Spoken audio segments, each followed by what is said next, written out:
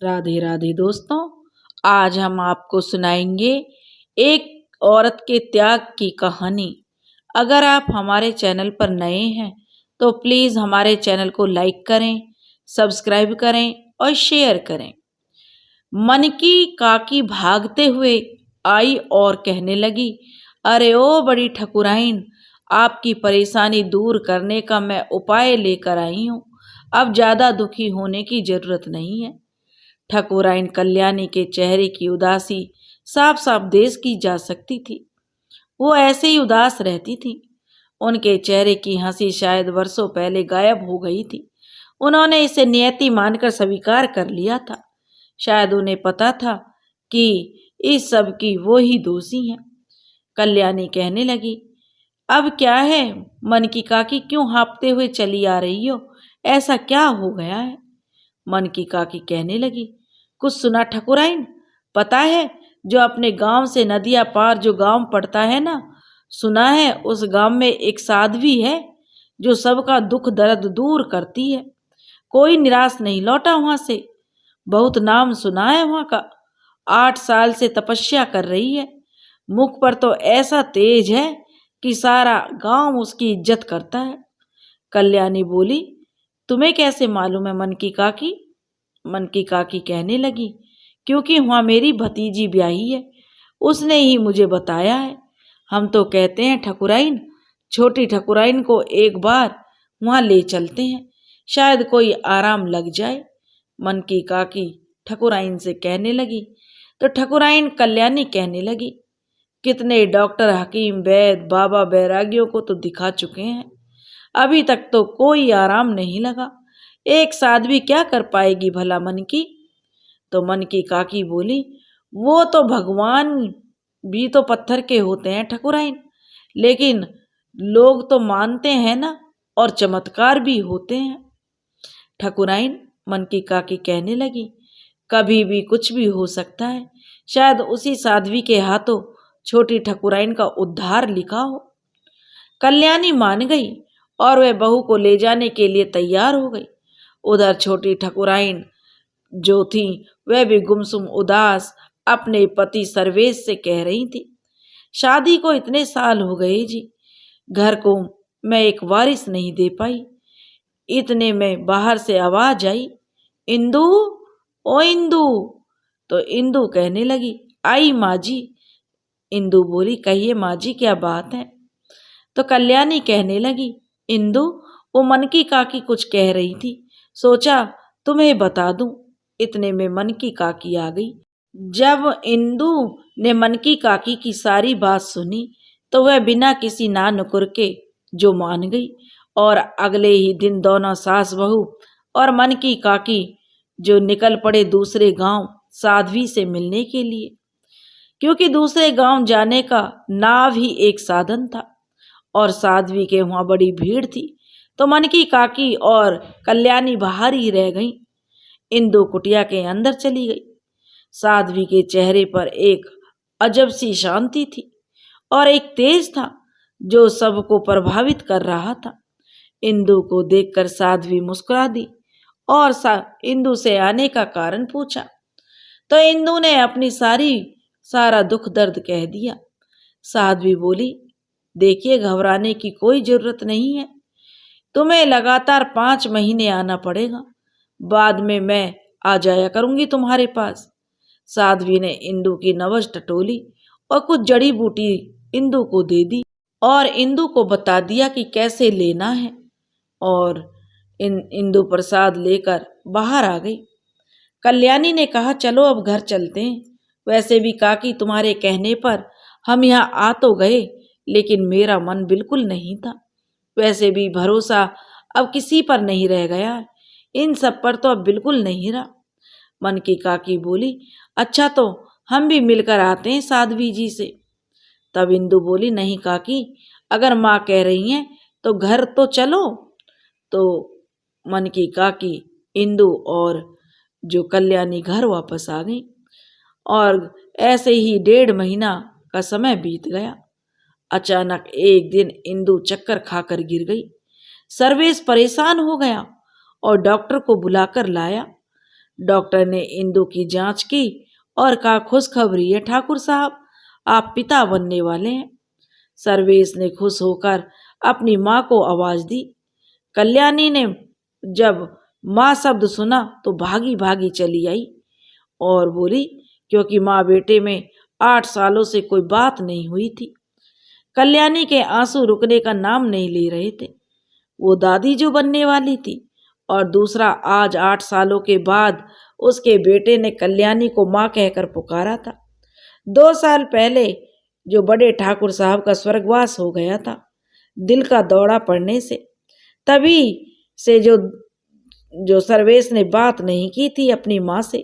लेकिन आज मन की काकी बोली, सब साध्वी जी का प्रताप है कल्याणी बड़ी ठाकुराइन, हमने तो कहा था ना आज भी चमत्कार होते हैं, कल ही हम साध्वी जी से मिलने जाएंगे। कल्याणी जी बोली, हाँ काकी जरूर, और साध्वी ने 5 महीनों तक बुलाया भी है ना इंदु? और सर्वेश तुम भी चलोगे बेटा?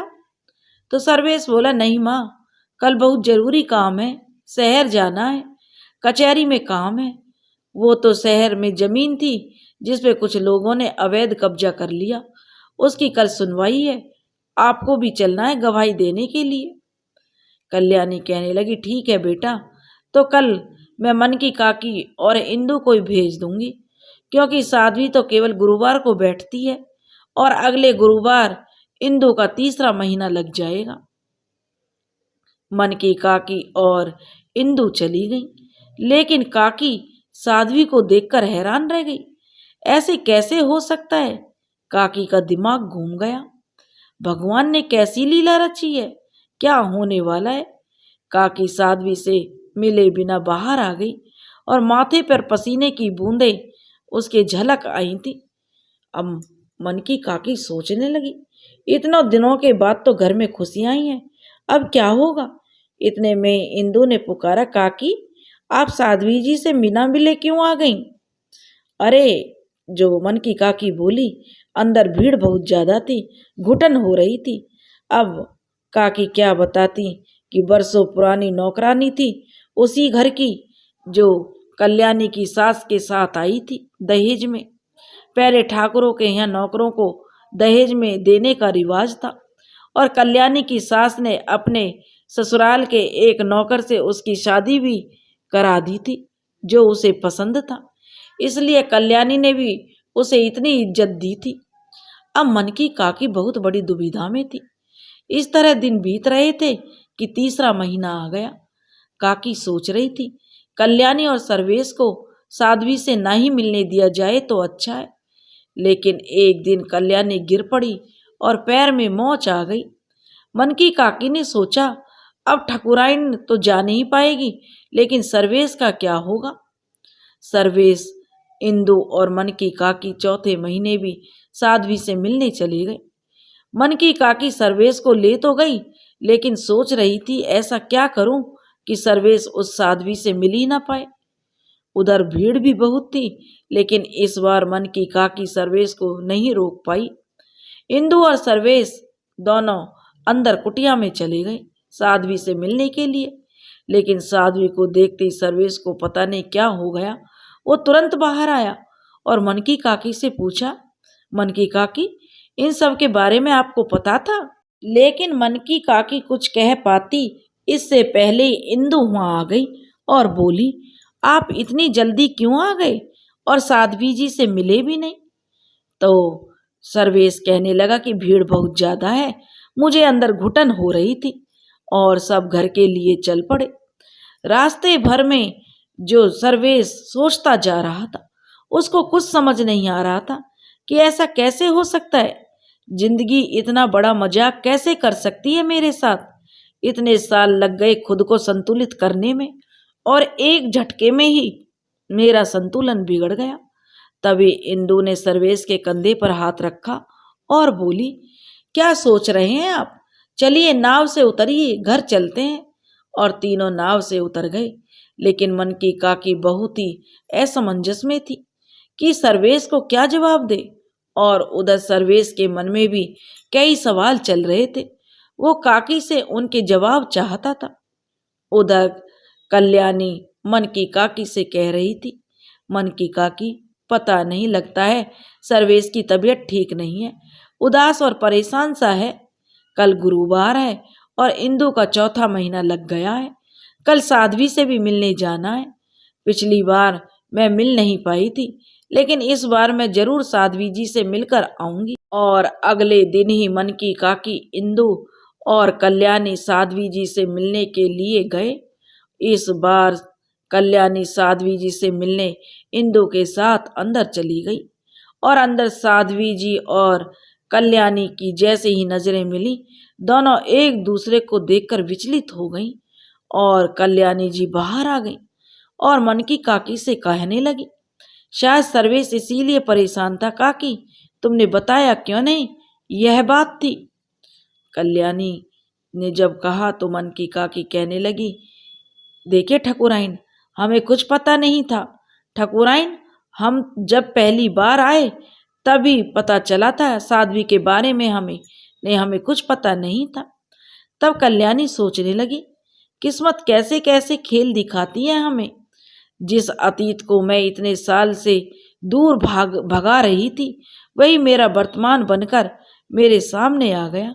अब क्या होगा, यही सोचकर कल्याणी जी परेशान हो रही थी। सब साध्वी से मिल चुके थे, लेकिन कोई कुछ एक दूसरे से कह नहीं रहा था। घर पहुंचकर कल्याणी दिन भर परेशान रही। अजीब सी उथल पुथल थी उसके मन में। सोच रही थी, अगर सब कुछ अपने अनुसार न चलाती तो शायद जिंदगी इस मोड़ पर आकर नहीं ठहरती। लेकिन कैसे उसे खानदान की इज्जत का डर जो था। लोग क्या सोचते अगर सर्वेश के कहे अनुसार वह चलती, लेकिन उसमें मेरा भी तो स्वार्थ था, बड़ी ठकुराइन सोच रही थी। यही सोचते सोचते पता नहीं कब वो अपने अतीत के पन्नों को पलटने लगी। 30 साल पहले की बात है। इसी हवेली में दुल्हन बनकर आई थी। बस 16वीं पार करके ही 17वीं में ही लगी थी, तभी विवाह हो गया था उनका। नाजुक सी थी, रंग गोरा था और नैन नक्श भी बड़े कटीले थे। हाथ पैर और गठा हुआ बदन बहुत खूबसूरत थी। सास नजर उतारते नहीं थकती थी। बलैया ले लेकर सास निहाल हो जाती थी। और कल्याणी के पति मान सिंह तो उससे 10 साल बड़े थे। वो भी कल्याणी को बहुत प्यार करते थे, क्योंकि उनके पिता ठाकुर सुमेर सिंह का वर्षों पहले स्वर्गवास हो गया था, तो जमींदारी की देख रेख उनके सर पर आ गई थी। और जमींदारी की वजह से ज्यादा वक्त वो अपनी पत्नी कल्याणी को नहीं दे पाते थे। कल्याणी के विवाह को 1 साल होने को आया था। अब वह 18 साल की हो चली थी। तभी एक दिन एक घटना घटी जिसमें कल्याणी की जिंदगी में एक नया मोड़ आ गया, जो कल्याणी ने कभी सोचा भी नहीं था। एक दिन कल्याणी और उसकी सास सौभाग्यवती मन की काकी के साथ मंदिर जा रहे थे कि एक पागल सांड न जाने कहां से तीनों के सामने दौड़ता हुआ आ रहा था। तीनों को कुछ नहीं सूझा कि क्या करें। इतने में न जाने कहां से एक नवयुवक, जिसकी उम्र कोई 20-21 वर्ष होगी, बीच में कूद पड़ा और तीनों को बचाने और सांड के सींगों से झूल गया। सांड ने उसे बहुत दूर जो पटक दिया था और न जाने कहां खेतों की तरफ सांड भाग गया था। उस नवयुवक को बहुत चोट आई थी। जो सौभाग्यवती कल्याणी की सास जो थी वो घबरा गई थी। उस नवयुवक को कुछ लोगों की मदद से उसकी सास घर ले आई थी। उधर सौभाग्यवती ने अपने बेटे मान सिंह से सारी घटना कह सुनाई कि उसने बताया, बेटा इस नवयुवक ने कैसे हमारी जान बचाई। तो मान सिंह भी उस नवयुवक से मिलने आए और उसका हालचाल पूछा और तीनों की जान बचाने के लिए धन्यवाद प्रकट किया। उसके बारे में पूछा कि कौन है और कहाँ रहते हैं। नवयुवक ने कहा, मेरा नाम राघव है, मैं नदी के पार वाले गांव में रहता हूँ। माँ बाप बचपन में ही हैजा के प्रकोप से भगवान के पास चले गए। कोई रिश्तेदार भी नहीं है मेरा। वर्षा ना होने से फसल खराब हो गई और कर्ज बहुत हो गया था। कर्ज ना चुका पाने से साहूकार ने सारी जमीन हथिया ली। मेरी झोपड़ी भी उसी जमीन पर थी। तो जमीन के साथ साथ झोपड़ी भी चली गई। कुछ भी नहीं बचा मेरे पास। मैं इस बार आपके गांव में आ गया और अभी 2 दिन ही हुए थे आए हुए, तब से मंदिर की सीढ़ियों पर ही रह रहा हूँ। कोई थोड़ा बहुत प्रसाद दे जाता है तो खा लेता हूँ। रात को मंदिर के पुजारी जी कुछ दे देते हैं खाने को, तो बस ऐसे ही गुजर हो रही है। कोई काम भी नहीं है मेरे पास। इतना सुनकर ठाकुर मान सिंह बोले, तुम चिंता मत करो, ठीक हो जाओ पहले, फिर हमारे यहाँ बहुत काम है। तुम्हें हम यहीं किसी ना किसी काम पर लगा देंगे। तब तक तुम हवेली में रहकर आराम करो और तब तक तुम्हारी देखभाल मन की काकी करेंगी। और इतना कहकर ठाकुर मान सिंह वहां से चले गए। उधर रघु राघव जो था मन की काकी के कमरे में रहने लगा। मन की काकी के कोई संतान नहीं थी, तो वो भी राघव को बेटे की तरह मानकर दुलार लुटाने लगी।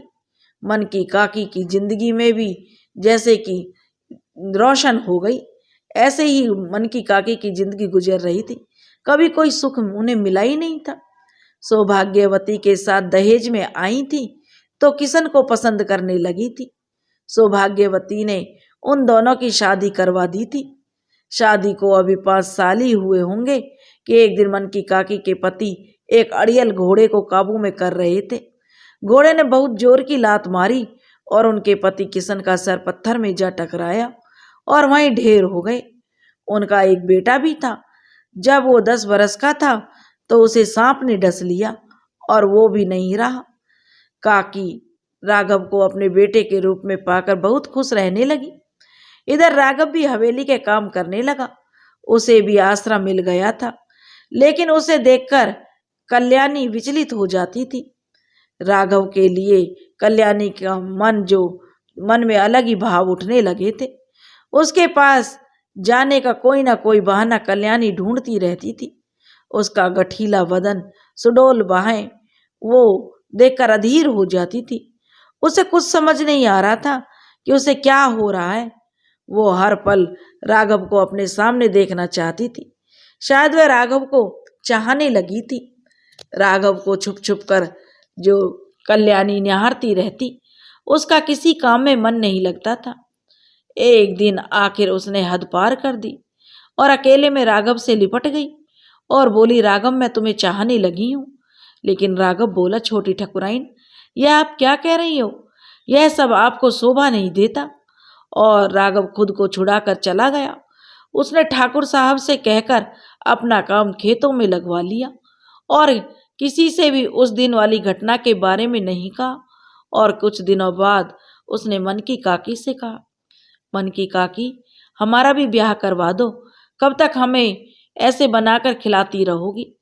काकी बहुत खुश हुई सुनकर कि एक अनाथ लड़की जो ठाकुर साहब के खेतों में काम करती थी, उसका नाम जानकी था, राघव से उसका विवाह करा दिया गया। जानकी राघव की दुल्हन बनकर आ गई। राघव बहुत खुश था जानकी को पाकर, और जानकी भी बहुत खुश थी कि कोई तो है इस दुनिया में जिसे वो अपना कह सकती थी। इसी तरह खुशी खुशी दिन गुजर रहे थे। उधर कल्याणी भी राघव को भुलाने का प्रयास कर रही थी और कुछ दिनों बाद कल्याणी ने खुशखबरी भी सुना दी थी कि वो माँ बनने वाली है। सौभाग्यवती तो यह सुनकर बहुत खुश हुई और ठाकुर मान सिंह भी बहुत खुश हुए। कुछ महीनों बाद कल्याणी को बेटा हुआ, जिसका नाम उन्होंने सर्वेश प्रताप सिंह रखा।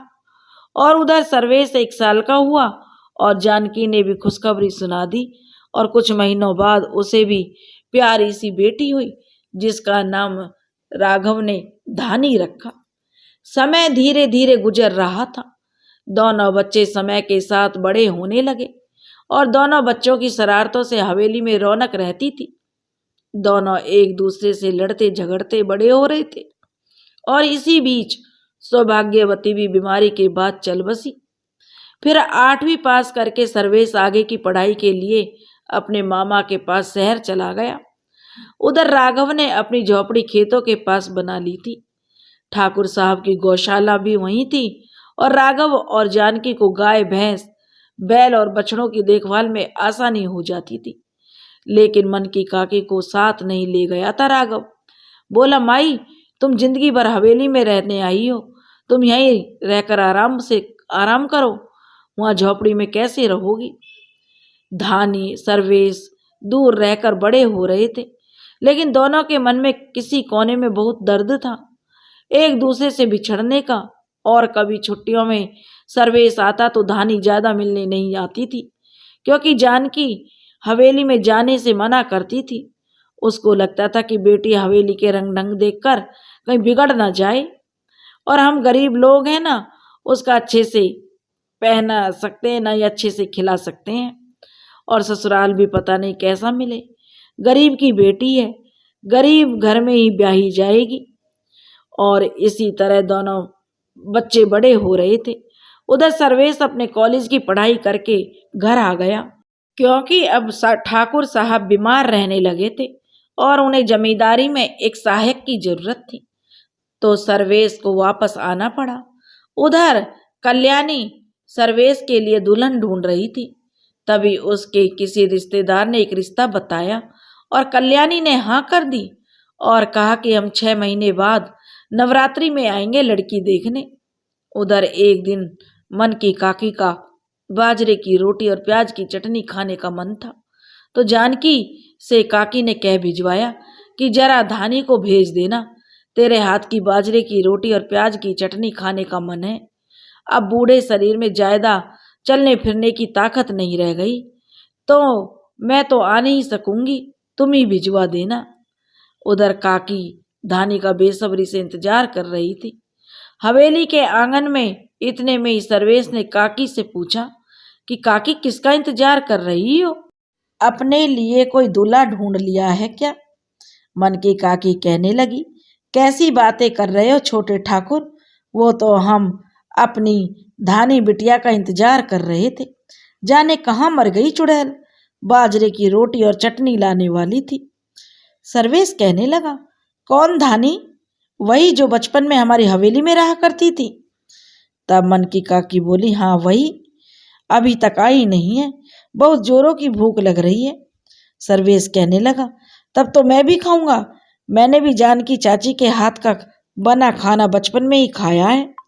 सर्वेश ने कहा, तो इतने में ही जो धानी आ गई, और धानी को देखते ही सर्वेश अपनी सुध बुध खो बैठा, और जो धानी कहने लगी, अरे छोटे ठाकुर, और इतना कहकर धानी खाना देकर भाग गई। उधर राघव भी धानी के लिए रिश्ता ढूंढ रहा था, उसे भी एक किसान लड़का मिल गया था जो अपने माँ बाप का इकलौता बेटा था। नवरात्रि में राघव ने भी धानी का रिश्ता तय करने की सोची। धानी को इतने सालों बाद देखकर सर्वेश का मन धानी से मिलने के लिए फिर करने लगा। दिन भर वह इसी उधेड़बुन में लगा रहा, जाऊं कि नहीं जाऊं, और यही सोचते सोचते शाम हो गई और फिर रात हो गई। रात का खाना खाकर सर्वेश अपने कमरे में आ गया और किताब पढ़ने लगा, और अचानक से उसे कुछ याद आया। उसे अपना बड़ा सा संदूक खोला और कुछ खोजने लगा। अचानक उसे वो छोटा सा लकड़ी का बक्सा मिला जिसे वो ढूंढ रहा था, जिसमें एक पैर की पायल और एक खाली शाही की दबात और एक रिबन था। और वो पायल को हाथों में लेकर देख ही रहा था कि कल्याणी दूध लेकर आ गई, और उसने सर्वेश को आवाज दी तो सर्वेश ने झटके से सब रख के संदूक बंद कर दिया और बोला, हाँ माँ आ जाइए। कल्याणी कहने लगी, लो बेटा दूध पी लो, आज तुमने ठीक से खाना भी नहीं खाया बेटा, क्या बात है, तुम्हारी तबीयत तो ठीक है। सर्वेश बोला, हाँ माँ सब ठीक है, वो दोपहर में जानकी चाची ने मन की काकी के लिए बाजरे की रोटी और प्याज की चटनी भिजवाई थी तो मैंने खा ली थी।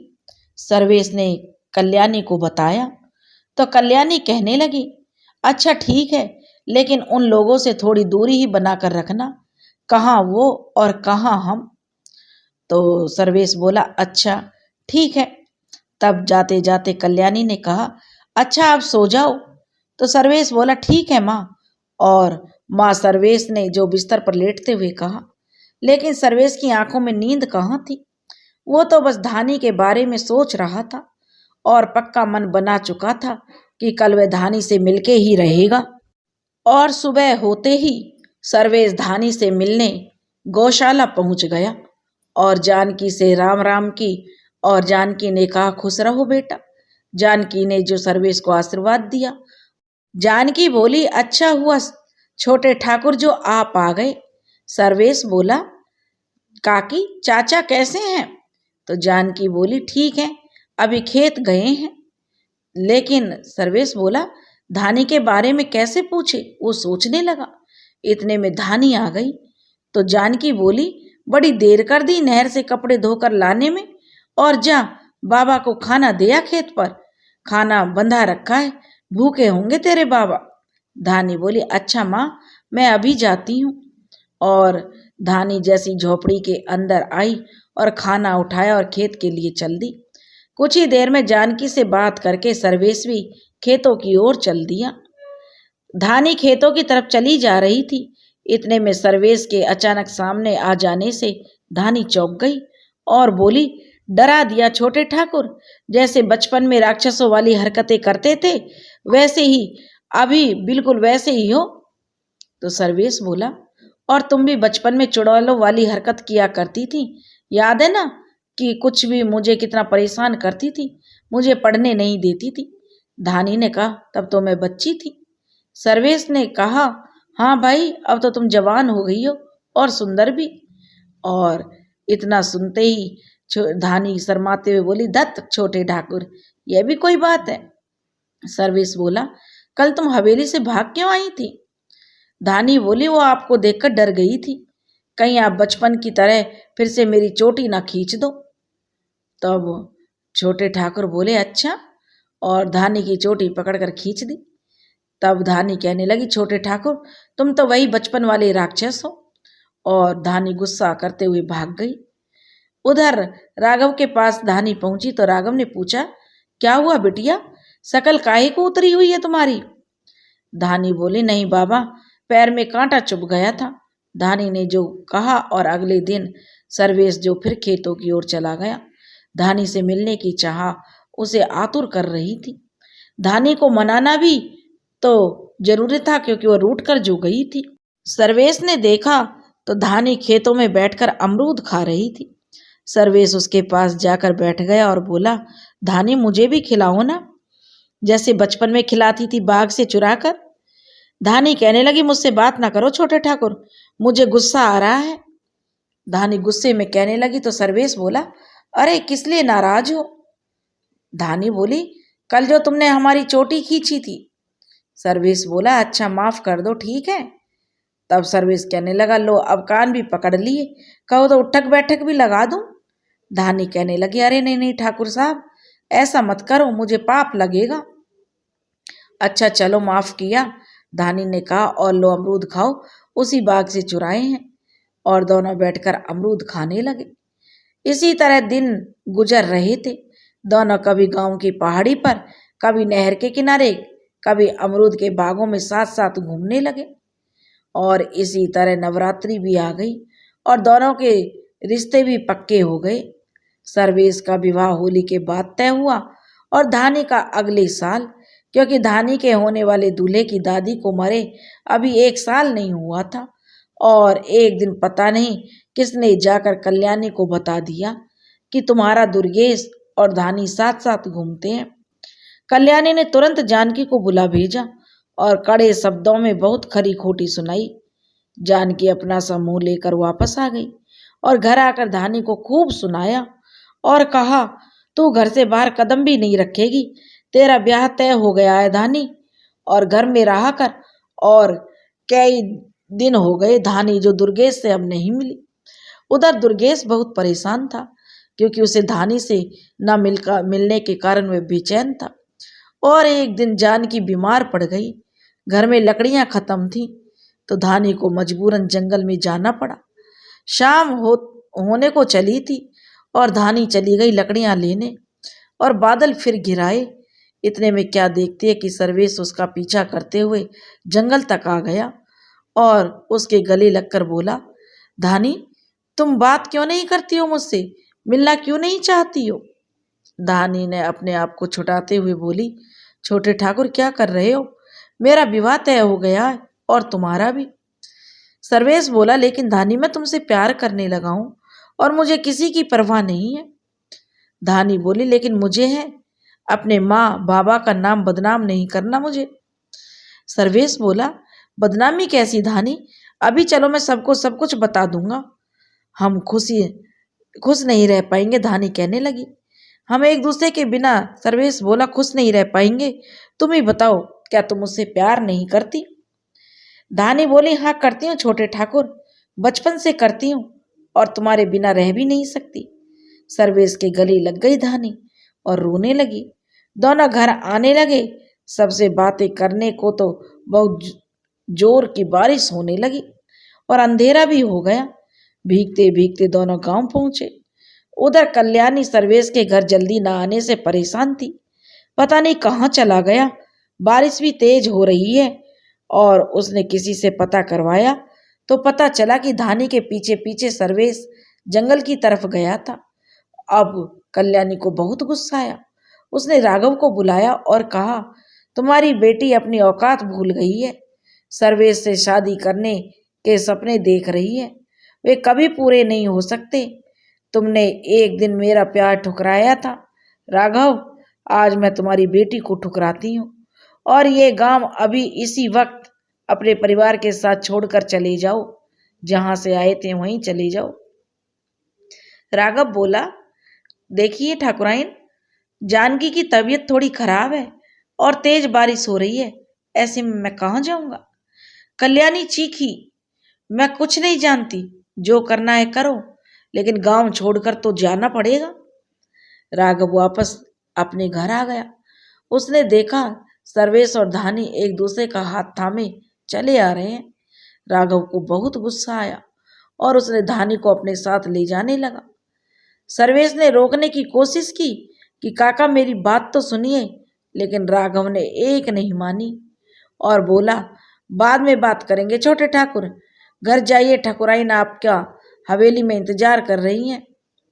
दुर्गेश को पता चल गया था और राघव ने भी कुछ जरूरी सामान बांधा और अपने परिवार के साथ निकल पड़ा। रातों रात बिना किसी को बताए नदिया की ओर। बारिश बहुत जोर से हो रही थी, बिजली भी कड़क रही थी, लेकिन राघव ने कोई परवाह नहीं की। आज उसके आत्मसम्मान को ठेस लगी थी और उसने एक नाव खोली जो कि बहने के डर से रस्सी से बंधी हुई थी और अपने परिवार को नाव में बैठाकर नाव खेने लगा। लेकिन कुछ दूर जाकर नाव बेकाबू हो गई और क्योंकि पानी का बहाव बहुत ज्यादा था और बारिश भी बहुत जोरों से हो रही थी और नाव डूबने लगी। थोड़ी देर बाद नाव डूब गई। तभी कल्याणी का ध्यान टूटा बाहर कुत्ते के भौंकने से, जो उसका दोपहर का समय है। उधर साध्वी जी सीढ़ियों पर उदास बैठी थी।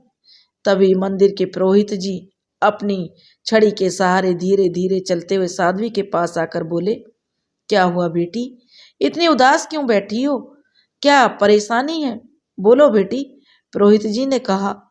तो साध्वी बोली, कुछ नहीं बाबा, बस थोड़ी सी थकान है। तो पुरोहित जी बोले, अपना ख्याल रखा कर बेटी, तेरे सिवा अब कौन है मेरा। अब तो पुरोहितन भी नहीं रही। जब तू 8 साल पहले मेरी और पुरोहितन की जिंदगी में आई थी तो तुझे देखकर लगा था कि वर्षों से जो हमारी जिंदगी में संतान की कमी थी वो पूरी हो गई। इतना कहते कहते पुरोहित जी की आंखें भर आई और साध्वी बोली, ऐसा क्यों कह रहे हो बाबा, तुम्हारे रूप में तो मुझे भी मेरे बाबा मिल गए थे और पुरोहितन अम्मा ना होती तो मेरा क्या होता बाबा। इतना कहकर साध्वी की आंखों में आंसू टपक पड़े। तब पुरोहित जी बोले, अच्छा अब खाना भी खिलाएगी या बस ऐसे ही, चल उठ खाना खाते हैं, बहुत भूख लगी है। और आज क्या बनाया है मेरी बेटी ने, पुरोहित जी ने पूछा। तो साध्वी जी, ये रहा खाना, तुमने कहा था ना बाबा कि अब उम्र के हिसाब से ही जो खाना दिया करो, क्योंकि तुम्हारे दांत कमजोर हो गए हैं, तो कुछ ऐसा बनाया कर जो आसानी से खाया जाए। तो ये रहा दूध और दलिया, लौकी की सब्जी, आलू का भरता, हरी धनिया की चटनी और गेहूं की नरम नरम रोटी। पुरोहित जी बोले, बहुत अच्छा बेटी, कितना ख्याल रखती है तू मेरा। तब साध्वी ने और पुरोहित जी ने जो बैठ गए खाना खाने। साध्वी ने खाना परोस दिया और बोली, बाबा खाओ। तो पुरोहित जी बोले, अरे तू नहीं खाएगी? तब साध्वी बोली, नहीं बाबा, आज मेरा मन नहीं है, मैं बाद में खा लूंगी। पुरोहित जी बोले, तू नहीं खाएगी तो मैं भी खाना नहीं खाऊंगा। तो साध्वी बोली, क्या तुम भी बाबा बच्चों जैसी जिद लेके बैठ जाते हो? तब पुरोहित जी बोले, तू भी तो दिन भर लोगों की सेवा में लगी रहती है, कभी भी तू आराम करती है नहीं ना? थोड़ी बहुत बेटा आराम कर लिया कर, कितना काम करती है तू। पुरोहित जी साध्वी जी को समझाने लगे। तो साध्वी बोली, अच्छा बाबा चलो खा लेती हूँ, नहीं तो बाबा तुम कुछ ना कुछ कहते ही रहोगे। और पुरोहित जी और साध्वी दोनों मिलकर जो खाना खाने लगे और उसके बाद अपने अपनी कुटिया में आराम करने चले गए। थोड़ी देर बाद बादल घिर आए और बारिश होने लगी। तभी साध्वी अपने अतीत के उस दिन की बारिश वाली रात को याद करने लगी जिस दिन वो छोटे ठाकुर से दूर हुई थी। उस दिन धानी ने पहली बार अपने बाबा का गुस्सा देखा था। गुस्से में कैसे कांप रहे थे उसके बाबा, क्योंकि उसके बाबा का गुस्सा भी जायज था, क्योंकि धानी का हाथ छोटे ठाकुर के हाथ में देखकर शायद उनको इस सब की उम्मीद अपनी बेटी से नहीं थी। और सच भी था, आज उनकी बेटी के कारण उनके स्वाभिमान को ठेस पहुंची थी। उन्होंने किस तरह छोटे ठाकुर के हाथ से धानी का हाथ छुड़ाकर उसे झोपड़ी के अंदर ले गए और पूछा, ये सब क्या है धानी? और हाँ, अगर ये सच है तो तुझे आज के बाद छोटे ठाकुर को भूलना होगा। मुझे वचन दे बेटी कि तू आज के बाद छोटे ठाकुर से नहीं मिलेगी। और उन्होंने उस दिन धानी को छोटे ठाकुर से ना मिलने का वचन ले लिया और साथ में गांव छोड़ने का फैसला भी लिया कि किस तरह उस दिन आंधी तूफान और बारिश में वो गांव छोड़कर निकल चले थे। अम्मा और बाबा उस दिन तूफान में ने जो कई दिलों को तबाह कर दिया था और बाबा बहुत गुस्से में थे। उस रात तूफान में बाबा हम लोगों को ले तो गए, लेकिन इतनी तेज बारिश और तूफान में नाव ही एकमात्र रास्ता था गांव से दूसरी पार जाने का, और उस तूफान में नाव बेकाबू होकर डूब गई। बाबा और अम्मा की लाशें बाद में मिली थी और धानी दूसरे दिन बेसुध होकर पड़ी थी नदी के किनारे। तभी पुरोहित बाबा अपने रोज के नियम अनुसार नदी पर स्नान करने गए थे और उन्होंने वहां पर धानी को देखा तो पास जाकर उसकी नब्ज टटोली तो वह सिर्फ बेहोश थी। पुरोहित बाबा ने आसपास के लोगों को आवाज देकर बुलाया और उस धानी को मंदिर के पास झोपड़ी में ले गए थे और पुरोहितन अम्मा से फौरन जो धानी के कपड़े बदलने को कहा था और तुरंत ही उसका इलाज उन्होंने अपनी जड़ी बूटियों द्वारा शुरू कर दिया था, क्योंकि पुरोहित के साथ साथ वो जाने माने वैद्य भी थे। और धानी के होश में आते ही धानी ने सबसे पहले अपने अम्मा और बाबा के बारे में पूछा तो गांव के सारों लोग जो उन्हें ढूंढने में उसकी मदद करने लगे और मिली तो फिर क्या मिली, अम्मा और बाबा की लाशें। फिर पुरोहित बाबा ने अम्मा और बाबा का अंतिम संस्कार किया और अनाथ धानी के सर पर हाथ रखा और कहा, मैं पुरोहित बाबा और पुरोहित अम्मा के साथ रहने लगी। और धानी अब पुरोहित बाबा को बाबा और पुरोहितन को अम्मा कहने लगी और दोनों की सेवा करने लगी। बाबा ने अपनी सारी विद्या धानी को सिखा दी थी और धानी भी उनके साथ दुर्लभ जड़ी बूटियों को खोजने जाने लगी थी। फिर धानी ने सोचा, क्यों न इन जड़ी बूटियों को मंदिर के पीछे जो जमीन है वहां पर उगाया जाए। और गांव के सरपंच जी से इजाजत लेकर धानी ने ऐसा ही किया। मंदिर के तालाब से घड़ों में पानी भरकर वह पौधों को सींचती। उसे ऐसा देखकर गांव के लोग भी उसकी मदद करने लगे और देखते ही देखते मंदिर के चारों तरफ हरियाली हरियाली छा गई। 8 सालों में तभी पुरोहित बाबा ने आवाज दी और धानी जो अपने अतीत से बाहर आई, बेटी जरा कंबल तो दे दे, बारिश की वजह से ठंड लग रही है। साध्वी धानी ने कहा, अभी लाई बाबा। इधर कल्याणी बहुत परेशान थी और बहुत चिंतित भी थी। अब ना इंदु का 5वां महीना लग गया था और उसे साध्वी के पास ले जाना था, लेकिन समस्या यह थी कि उसके साथ किसको भेजा जाए, यही कल्याणी की समझ में नहीं आ रहा था। इसलिए कल्याणी ने इस बार फैसला किया कि वह सर्वेश, इंदु और मन की काकी और स्वयं उसके साथ जाएंगे। और इस बार धानी ने जो कल्याणी और मन की काकी के पैर छुए। इंदु यह सब देखकर थोड़ी सी हैरान हुई, लेकिन किसी से कुछ नहीं पूछा। और फिर धानी ने इंदु की नब्ज टटोली और कुछ जड़ी बूटी देकर कहा, इन्हें समय से लेते रहना और सब ठीक ठाक है, और अगली बार जब आओगी तो आपकी जांच करने मैं आपके घर आऊंगी। अब आपके दिन आराम करने के हैं, सफ़र करना आपकी सेहत के लिए अच्छा नहीं है। और देखते ही देखते इंदु का 6वां महीना लग गया था। आज कुछ ज़्यादा ही मरीज थे। उन्हें देखते देखते दोपहर हो गई थी और इंदु को अभी बाबा के लिए खाना भी बनाना था। ज़्यादा देर होने से उसने जो अभी शाम का खाना भी एक साथ बना लिया था और बाबा को खाना खिलाकर और खुद भी खाना खाकर निकल पड़ी थी इंदु की जांच करने के लिए। कल्याणी की हवेली पहुंचते पहुंचते धानी को शाम हो गई थी और नदी का रास्ता वापस कैसे आएगी, जाना भी जरूरी था क्योंकि इंदु को 6वां महीना लग चुका था। उसकी जांच करनी भी जरूरी थी। अगर देर हो गई तो वो वहीं गांव के मंदिर में रुक जाएगी, लेकिन हवेली में कभी नहीं रुकेगी।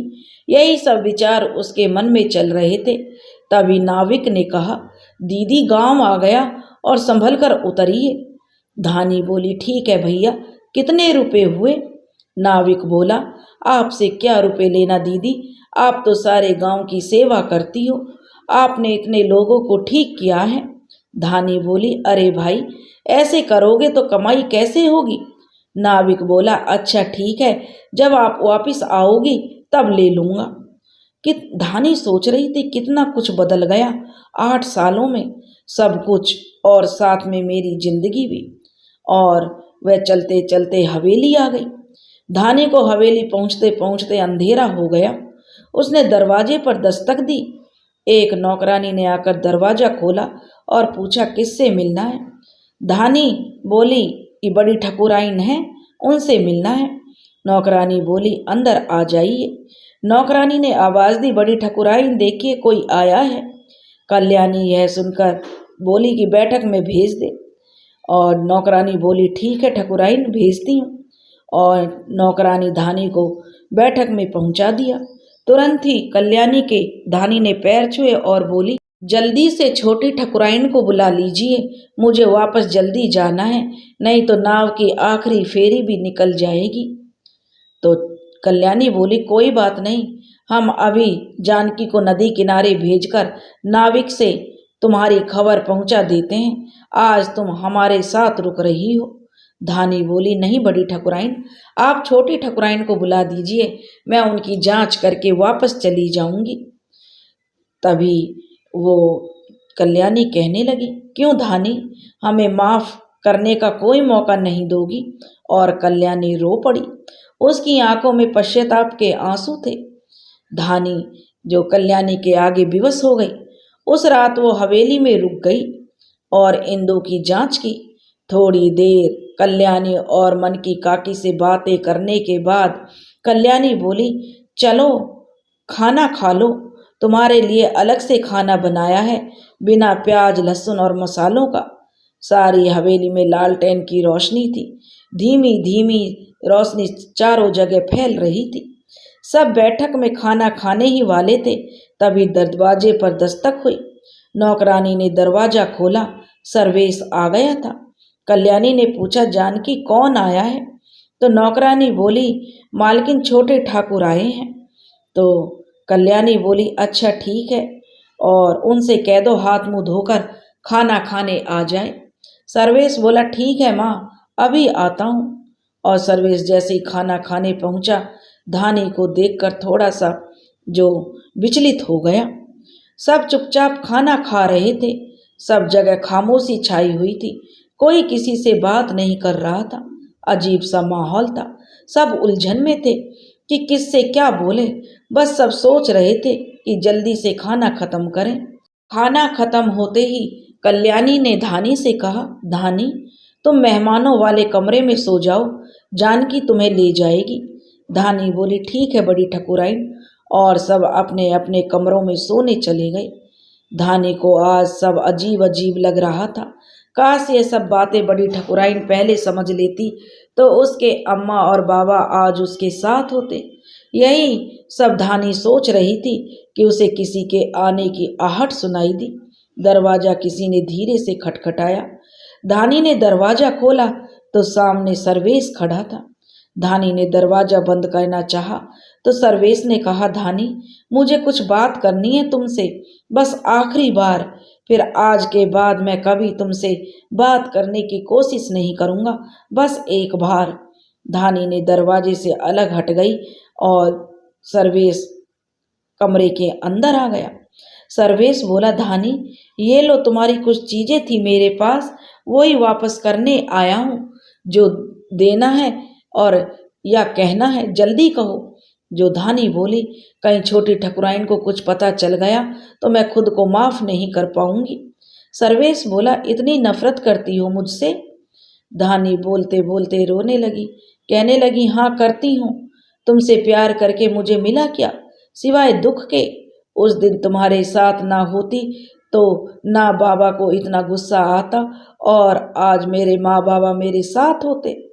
सर्वेश बोला, तुम्हें क्या लगता है धानी, तुम ही बस दुखी हो? तुम्हारे मरने की खबर से मेरे दिल पर क्या बीती तुम्हें एहसास भी है? धानी बोली, हाँ तभी तो तुमने शादी कर ली। धानी, सर्वेश बोला, वो एक वादा था। पिताजी के एक दोस्त बहुत बीमार थे, उनकी पत्नी पहले ही स्वर्गवासी हो गई थी, तो उन्होंने मरते वक्त पिताजी से वादा लिया था उनकी बेटी को वो अपनी बहू बनाएंगे। पिताजी ना नहीं बोल पाए, और क्योंकि वो उनसे मना नहीं कर पाए थे और नहीं बोल पाए, और उनके मरने के बाद साधारण तरीके से मंदिर में जो इंदु के साथ मेरी शादी हो गई। हम लोग ब्याह लाए इंदु को। तब वह कहने लगा, अब मुझे माफ नहीं करोगी धानी, मेरी गलती क्या है? और सर्वेश की आंखों में आंसू बहने लगे। दोनों ही फूट फूट कर रो रहे थे। 8 सालों का गुबार जो दोनों के मन में भरा था वो आज जाके निकला था। सर्वेश ने कहा, देखो धानी, मैं तुम्हारे लिए क्या लाया हूँ, ये छोटा सा बक्सा, इसमें देखो क्या क्या है। धानी ने बक्सा खोला तो उसमें उसके बचपन की छोटी सी पायल, एक रिबन जिसे वो बाल बांधती थी, शाही की दबात जो उसके गिरकर फैल गई थी, छोटे छोटे घोंगे और सिप्पी जो उन दोनों ने मिलकर नहर के किनारे खोजे थे। धानी यह सब देखकर खुश हो गई। उसके मन के सारे गिले शिकवे दूर हो गए। धानी बोली, छोटे ठाकुर तुम जाओ, मैं नहीं चाहती कि कोई हमें साथ में देखे और गलत मतलब निकाले। सर्वेश ने कहा, अब मैं जाता हूँ धानी, और सर्वेश चला गया और धानी सो गई। सुबह सबसे विदा लेते हुए धानी चल पड़ी। नदी के किनारे वही कल वाला नाविक मिला और बोला, दीदी आप कल लौटी ही नहीं, लेकिन हमने आपके बाबा तक खबर पहुंचा दी थी। धानी बोली, ठीक किया, और उसने नाविक को धन्यवाद दिया और नाव में बैठकर अपने गांव की तरफ चल पड़ी। धानी इस बार हवेली गई तो बिना किसी शंका और झिझक के उसके मन में सारी उलझने थी जो वो सुलझ गई थी। वो अब खुद को बहुत हल्का महसूस कर रही थी। उसने इंदु की जांच की और कहा, अब आपको मेरी जड़ी बूटियों की जरूरत नहीं है, बस अब आप खान पान का ख्याल रखिए, हल्का खाना खाएं और हरी साग सब्जियां ज़्यादा से ज़्यादा खाएं। सुबह सुबह की ताज़ी हवा में टहलें, बस, क्योंकि अब आपका 7वां महीना लग गया है, अब आपको अपना ज़्यादा ख्याल रखना होगा। और धानी बोली, अब मैं चलती हूँ छोटी ठकुराइन, और आप मुझे जो इंदु बोली, छोटी ठकुराइन क्यों कहती हैं, मैं तो आपसे छोटी हूँ। तब वह कहने लगी, एक बात कहूँ। छोटी ठकुराइन बोली, धानी जी, पिछली बार आप आई थी तो आपके और छोटे ठाकुर के बीच की बातें मैंने सुन ली थी। माफ कीजिएगा धानी जी, मुझे ऐसा नहीं करना चाहिए था। लेकिन जब आपने माँ और काकी के पहली बार मिलने पर पैर छुए तो मुझे थोड़ी शंका हुई थी। शायद आप पहले से सबको जानती हैं। और फिर छोटे ठाकुर उस दिन आपको घर में देखकर थोड़ा जो बेचैन हो गए थे, तो मुझे यह सब देखकर अच्छा नहीं लगा। फिर सबके सोने के बाद छोटे ठाकुर कमरे से बाहर आए तो मैं भी उनके पीछे पीछे देखने आई थी कि वे कहाँ जा रहे हैं। और वे आपके कमरे के पास रुक गए और उन्होंने आपके कमरे को में जो दस्तक दी, और शायद आप दरवाज़ा नहीं खोलना चाहती थी, लेकिन बाद में आपने दरवाज़ा खोला तो वो अंदर आ गए और मैं खुद को नहीं रोक पाई आपकी बातें सुनने से। लेकिन आप लोगों की बातें सुनने के बाद मेरे मन से सारी शंकाएं दूर हो गईं। छोटी ठकुराइन बोली, धानी जी, मेरा तो मायके में कोई नहीं है, क्या आप मेरी बड़ी बहन बनेंगी? और इंदु की आंखों में इतना कहकर आंसू आ गए। धानी ने उसे गले से लगा लिया और दोनों एक दूसरे के गले लगकर रोने लगी। उनकी यह सब बातें सर्वेश ने भी सुन ली थी और उन लोगों के पास जाकर सर्वेश इंदु से बोला, मुझे माफ कर दो इंदु, मैंने तुमसे बहुत कुछ छुपाया। इंदु कहने लगी, आप मुझसे माफी न मांगे छोटे ठाकुर, वो तो आपका अतीत था और जो होना था वो ही हो गया। इंदु कहने लगी, फिर धानी से बोली, दीदी आप इन्हें माफ कर दो। और धानी बोली, अब मैं चलती हूँ, बाबा की तबीयत ठीक नहीं रहती, वो मेरा इंतजार कर रहे होंगे। धानी वहां से वापस अपने गांव लौटी तो देखा बाबा लेटे हुए थे। तभी धानी बाबा के पास पहुंची और बोली, क्या हुआ बाबा, तबीयत ठीक नहीं है, ऐसे क्यों लेटे हो? पता नहीं, बाबा कहने लगे, आज तबीयत कुछ ज़्यादा ही खराब लग रही है, जड़ी बूटियां भी ले ली लेकिन आराम नहीं लग रहा बेटा, लगता है भगवान का बुलावा आ गया है। धानी बोली, ऐसा मत कहो बाबा, आपके सिवा मेरा है ही कौन? तो बाबा कहने लगे, लेकिन बेटी बहुत ठंड लग रही है। धानी ने बाबा के माथे को छुआ तो बहुत गर्म था, उन्हें बहुत तेज बुखार था। धानी बोली, बाबा आपको मैं कुछ जड़ी बूटियां देती हूँ, शायद कुछ आराम लगे। तब बाबा बोले, नहीं बेटा, अब कोई दवा असर नहीं करेगी। इसी तरह 2 हफ्ते गुजर गए लेकिन बाबा की हालत में कोई सुधार नहीं हुआ और एक दिन बाबा धानी को छोड़कर स्वर्गवासी हो गए। धानी खुद को बहुत अकेला महसूस कर रही थी, उसके जीने का बहाना तो चला गया था। बाबा की 13वीं में कल्याणी और सर्वेश आए थे, धानी को दिलासा देकर चले गए, लेकिन जिसके ऊपर बीतती है वही जानता है। इधर धानी अपने आप को संभालने की कोशिश कर रही थी, लेकिन अब भी उसका मन किसी काम में नहीं लगता था। वो ज़्यादा मरीजों को भी नहीं देखती थी और खाना भी नहीं बनाती थी। कोई कुछ खिला देता तो उसे खाई दिन भर रहती। अंदर से उसके जीने की इच्छा मर चुकी थी। वो धीरे धीरे बीमार हो रही थी। उधर इंदु का 8वां महीना खत्म होने को था, लेकिन धानी जांच करने नहीं पहुंची। तो कल्याणी ने सर्वेश को भेजा धानी को लाने। सर्वेश पहुंचा तो देखा धानी की हालत कुछ ज़्यादा ठीक नहीं है, लेकिन धानी ने कहा कि वो ठीक है और साथ में चलेगी इंदु की जांच करने के लिए। और वो सास जो सर्वेश के साथ चल पड़ी। फिर से वही नाविक मिला और बोला, आइए दीदी, बड़े दिन बाद आई हो। तो धानी ने कहा, हाँ तेरा नाम क्या है रे? तो नाविक बोला, दीदी मेरा नाम श्याम है। और ऐसे ही बातें करते करते गांव आ गया। धानी हवेली पहुंची, इंदु की जांच की और कहा, 1-2 दिन बाद 9वां महीना लगने वाला है, अब खास ख्याल रखना होगा, धीरे धीरे चला करो, कोई भी भारी काम नहीं करना। और धानी बोली, अब मैं चलती हूँ, इस बार मैं 3-4 बार आऊंगी जांच करने। और धानी वापस आ गई। उधर इंदु का 9वां महीना लग गया था। धानी हफ्ते में 1 बार जरूर जांच करने आती। इसी तरह 2 हफ्ते गुजर गए। उधर धानी की तबीयत भी बहुत खराब थी, बहुत तेज बुखार था उसे और हवेली जाना था, लेकिन उसकी हिम्मत नहीं हो रही थी। लेकिन एक दिन कुछ ऐसा हुआ जिसे किसी ने सोचा भी नहीं होगा। बारिश का मौसम था और बादल छा गए थे। शाम का समय था। इंदु सीढ़ियों से गिर गई और उसे चोट आई और उसे प्रसव पीड़ा होने लगी। कल्याणी ने तुरंत नाविक द्वारा धानी दो के पास यह खबर पहुंचवाई। नाविक ने जब खबर पहुंचाई तो शाम होने को थी। धानी जैसे ही नदी किनारे पहुंची वैसे ही बारिश होने लगी। नाविक ने कहा, दीदी अभी नहीं जाते हैं, बारिश आ गई है, आपकी तबीयत भी ठीक नहीं है। तब धानी कहने लगी, मेरा जाना जरूरी है, किसी को मेरी मदद की जरूरत है। तब नाविक श्याम बोला, दीदी ऐसे मौसम में कैसे जाएंगे? तब धानी बोली, मैं जा रही हूँ, तेरी छोटी वाली डोंगी मुझे दे दे, मैं खुद खेकर चली जाऊंगी। और धानी डोंगी लेकर चली गई और उसने साथ में सारी जड़ी बूटियां उस छोटे से बक्से में रख ली थी जो सर्वेश ने दिया था। और बारिश धीरे धीरे तेज होने लगी और हवा बहुत तेज चल रही थी। धानी की डोंगी को खे नहीं पा रही थी। आधी दूर से ज्यादा पार कर आई थी वो और डोंगी में पानी भरने लगा था क्योंकि बारिश बहुत तेज थी। धानी ने बक्से को साड़ी के पल्लू की मदद से कमर में बांधा और तैरकर जाने की सोची और निकल पड़ी। उसकी हालत बहुत खराब थी, ऊपर से तबीयत ठीक नहीं थी, वो तैर नहीं पा रही थी, लेकिन उसने हार नहीं मानी। जैसे तैसे वो अपनी मंजिल तक पहुंच गई। गिरते पड़ते अंधेरे और भरी बरसात में वो हवेली पहुंची। दरवाजा खटखटाया और दरवाजा खुलते ही अंदर आकर गिर पड़ी।